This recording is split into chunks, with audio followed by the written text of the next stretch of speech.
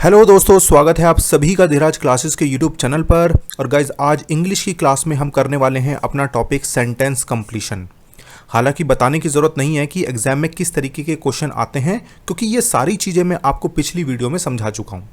और हाँ, आपको एक चीज़ और मैं यहाँ पर एडवाइस करना चाहूँगा। जो भी बच्चे AEES atomic energy education society का फॉर्म फिल कर रहे हैं, आप डेली थोड़ा थोड़ा अपनी इंग्लिश स्पीकिंग की प्रैक्टिस ज़रूर करें। हालांकि जो मैं आपको प्रिपरेशन करा रहा हूँ सिर्फ और सिर्फ KVS PRT की करा रहा हूँ, लेकिन AEES की भी आप फॉर्म फिल करें, क्योंकि इसका जो एग्ज़ाम है लगभग 3 महीने के बाद हो जाएगा। और मैं अगर सिलेबस की बात करता हूँ ना, तो सिलेबस जो है ऑलमोस्ट 80 to 90% जो है KVS PRT के सिलेबस से मैच करता है। तो आप इसका फॉर्म ज़रूर फिल करें, क्योंकि ये एक तो आपकी जो स्पीड है, जो भी आप स्टडी कर रहे हैं उसको एक एनहेंस ज़रूर करेगा। आपकी स्पीड ज़रूर बढ़ेगी और आपको लगेगा कि हाँ, हमें जो है अगर पेपर देना है तो हमें अपना सिलेबस ज़रूर कंप्लीट करना होगा। और जब आप KVS PRT का एग्ज़ाम देंगे, जब भी वैकेंसी आती है, तो आपके लिए बहुत बेनिफिशियल रहेगा। ठीक है, तो चलिए मैं आज की वीडियो को शुरू करता हूँ बिना किसी देरी के। चलिए फर्स्ट क्वेश्चन को देखते हैं। मुल्क राज आनंद, इट नहीं होगा यहाँ पे, is one of the most dash Indo Anglian novelist and story writer of today. दोबारा एक बार सेंटेंस को पढ़ेंगे। Mulk Raj Anand is one of the most dash Indo Anglian novelist and story writer of today. तो क्या आना चाहिए डैश में यहाँ पर? An eminent, a famous, notorious या फिर एमिनेंट। तो देखिए जरा ध्यान दीजिए, यहाँ पे मोस्ट जो कि आपकी एक सुपरलेटिव डिग्री है और उससे पहले द आता ही आता है, तो यहाँ पे आर्टिकल पहले ही आ गया है, तो एन एमिनेंट और अ फेमस तो नहीं होगा। अब इन दोनों में से देख लीजिए, नोटोरियस आएगा या फिर एमिनेंट आएगा। तो जाहिर सी बात है नोटोरियस तो हम यहाँ पे यूज़ नहीं करेंगे। नोटोरियस का मतलब होता है शरारती, तो शरारती वर्ड यहाँ पे कोई सेंस नहीं बनता है, तो यहाँ पे यूज़ किया जाएगा एमिनेंट। एमिनेंट का मतलब क्या होता है? Famous. Mulk Raj Anand is one of the most eminent Indo Anglian novelist and story writer of today. ठीक है, तो ऑप्शन डी यहाँ पे सही हो जाएगा। ठीक है, तो चलते हैं हम अपने नेक्स्ट क्वेश्चन पे, सेकंड क्वेश्चन पे। सेकंड क्वेश्चन देखिए, बहुत अच्छा क्वेश्चन है। इट विल रेन सून, और यहाँ पर दिया है आपको डैश। अब आपको बताना है यहाँ पे क्या आएगा, want it, ought it, isn't it या फिर मे इट। तो देखिए इस क्वेश्चन को सॉल्व करने से पहले, इस क्वेश्चन का सही आंसर बताने से पहले, मैं आपको थोड़ा सा कुछ सेंटेंस आपको दिखाना चाहूँगा। ये सेंटेंस पढ़िए। ये जो क्वेश्चन है ना, ये है आपका एक क्वेश्चन टैग का क्वेश्चन, क्वेश्चन टैग। ठीक है, क्या मतलब होता है, एक बार हम इन सेंटेंस को पढ़ते हैं और उससे समझते हैं। He tells a lie doesn't ही, यानी कि जब हम बोल चाल में कहते हैं ना कि वो झूठ बोलता है ना, तब हम जैसे कि हम सामने वाले से क्वेश्चन पूछ रहे हैं। ठीक है, she went home didn't she, यानी कि वो घर चली गई है ना। You read mathematics don't you, तुम मैथमेटिक्स पढ़ते हो ना। तो इस तरह के सेंटेंसेस को हम कहते हैं क्वेश्चन टैग। और इनको बनाने का एक तरीका होता है, और तरीका क्या है कि पहले तो एक सेंटेंस आता है और उसके बाद जो क्वेश्चन टैग होता है, ये क्वेश्चन टैग है इसके अंदर। ठीक है, क्वेश्चन टैग में एक तो अगर आपका यहाँ पे पॉजिटिव है, अगर फर्स्ट पार्ट पॉजिटिव है तो दूसरा पार्ट नेगेटिव होगा। अगर ये पार्ट नेगेटिव है, यहाँ पे देखिए, अगर ये पार्ट नेगेटिव है तो सेकंड पार्ट जो है ये आपका पॉजिटिव होगा, यानी कि क्वेश्चन टैग आपका पॉजिटिव होगा। ठीक है, और इसको बनाने का तरीका क्या है कि इसमें सिर्फ नेगेटिव चीज़ आ जाती है और आपका जो भी सब्जेक्ट है वो आ जाता है। ठीक है, अब यहाँ पे देखिए, इट विल रेन सून। ठीक है, तो नेगेटिव क्वेश्चन टैग बनेगा, यहाँ पे क्या बनेगा? वॉन्ट इट ही बनेगा, क्योंकि ये बनता है आपका विल। विल का क्या होता है? Want it. ठीक है, सब्जेक्ट आपका आ गया। ठीक है, तो करेक्ट आंसर क्या हो गया यहाँ पे? Option A. समझ में आया? जैसे कैन होता तो कैन का क्या हो जाता? Can not. ठीक है, कुड होता, कुड का क्या हो जाता? कुडंट। ठीक है, समझ में आया आपको? चलिए अब हम चलते हैं अपने नेक्स्ट क्वेश्चन पे। थर्ड क्वेश्चन देखेंगे। Gita was known to be a dash, so nobody can entrusted any important work to her. Gita को कोई भी इंपॉर्टेंट वर्क नहीं दिया जा सकता। क्यों नहीं दिया जा सकता? गीता एक जोकर है, एक वर्कर है, एक शॉकर है या फिर एक शर्कर है। जोकर का मतलब होता है कोई बहुत ज़्यादा मजाक करने वाला। वर्कर कोई बहुत अच्छे से काम करता है, इसलिए क्या गीता को कोई ज़रूरी काम नहीं दिया जा सकता? नहीं, ये सेंस नहीं निकलती। जोकर की भी सेंस नहीं निकलती है।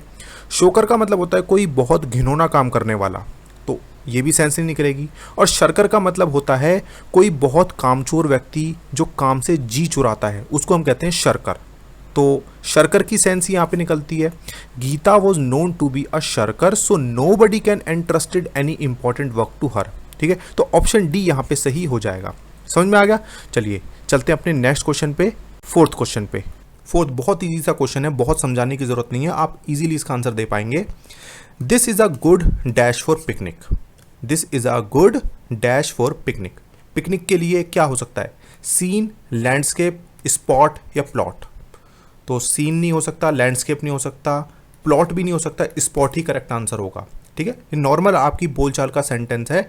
This is a good spot for picnic. ठीक है, जब हम पिकनिक के लिए अपना कोई स्पॉट डिसाइड करते हैं। ठीक है, तो ऑप्शन सी यहाँ पे सही हो गया है। चलते हैं अपने नेक्स्ट क्वेश्चन पे, फिफ्थ क्वेश्चन पे। फिफ्थ क्वेश्चन आपसे पूछते हैं, my book is the new one, dash is the tone one. मेरी बुक जो है बिल्कुल नई है, dash is the tone one. Tone one माने होता है फटे होना। अब किसकी बुक फटी हुई है? Your is the tone one. तो योर हो सकता है क्या? The book of you is the tone one, yours is the tone one, the book your is the tone one. तो देखिए, हम कभी भी जब पूरी बात को ना कह के, यानी कि अगर हम कहते हैं yours is the tone one, यानी कि तुम्हारी बुक फटी हुई है, तो हमने पूरी बात बुक को नहीं बोला है। अगर हम पूरी बात को कहते हैं, हम किस तरीके से कहते हैं? But your book is the tone one. इसकी जगह अगर हम सिर्फ छोटी सी बात कहते हैं, yours is the tone one, यानी कि तुम्हारी बुक फटी हुई है, उसका मतलब निकलता है ये। तो करेक्ट आंसर यहां पे क्या होगा? Option C. ठीक है, समझ में आ गया आपको। चलिए चलते हैं अपने नेक्स्ट क्वेश्चन पे, सिक्स्थ क्वेश्चन पे। सिक्स्थ क्वेश्चन देखिए, बहुत अच्छा क्वेश्चन है। If she dash a bird she would fly.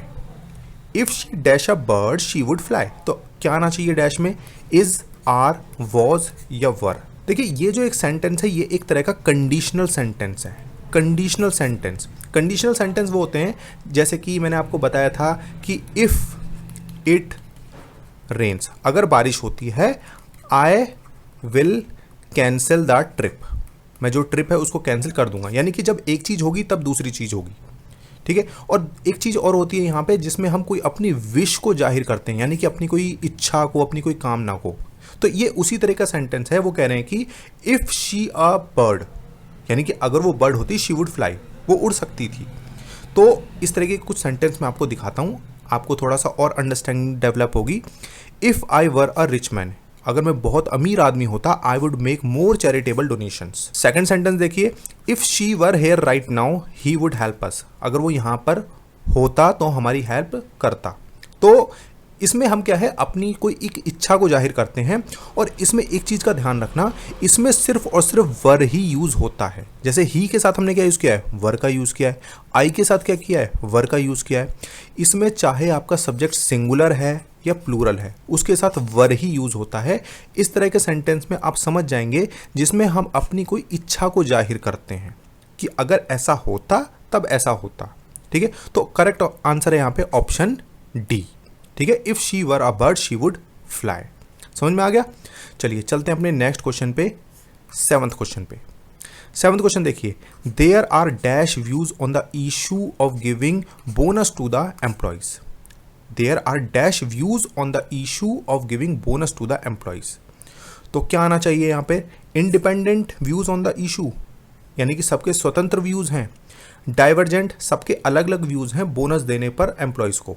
Modest views हैं या एडवर्स व्यूज हैं। तो क्या आना चाहिए यहाँ पे? करेक्ट जो सेंस निकलती है यहाँ पे ऑप्शन बी की निकलती है। डाइवर्जेंट मतलब सबके अलग अलग व्यूज हैं बोनस देने पर एम्प्लॉयज को। ठीक है, तो करेक्ट आंसर हो जाएगा यहाँ पे ऑप्शन बी। आई थिंक आपने भी यही आंसर इसका सोचा होगा। ठीक है, चलिए तो अब हम चलते हैं अपने नेक्स्ट क्वेश्चन पे, एट्थ क्वेश्चन पे। एट्थ क्वेश्चन पढ़ेंगे, थोड़ा सा सेंटेंस लंबा है लेकिन ध्यान से पढ़ेंगे या एक से अधिक बार पढ़ेंगे तो आपको समझ में आ जाएगा। More insurers are limiting the sale of property insurance in coastal areas and other regions dash natural disasters। दोबारा एक बार सेंटेंस को पढ़ेंगे कि क्या सेंटेंस में कहना चाह रहे हैं।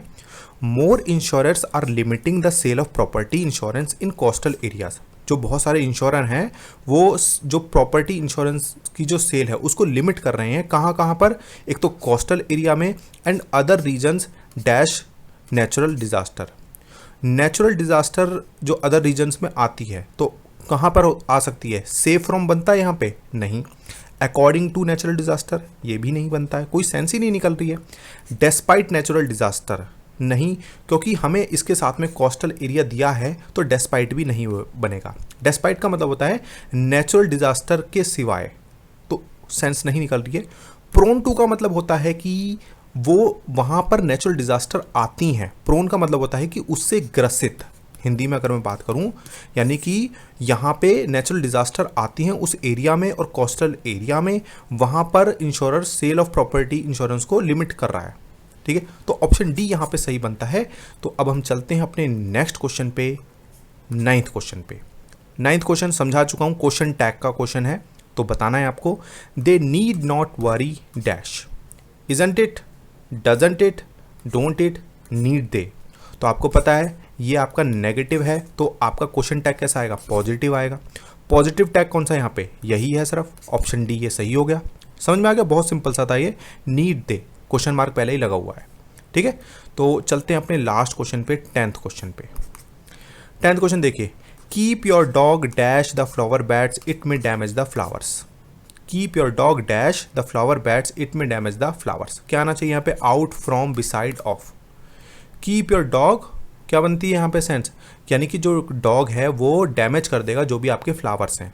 तो क्या करेंगे हम, डॉग को कहाँ रखेंगे, डॉग को ऑफ, यानी कि keep your dog of the flower bats, flower bat से उसको दूर रखना है, it may damage the flowers. ठीक है, तो ऑप्शन डी यहाँ पे सही बन जाएगा, बाकी तीनों में से किसी की सेंस नहीं निकलती है।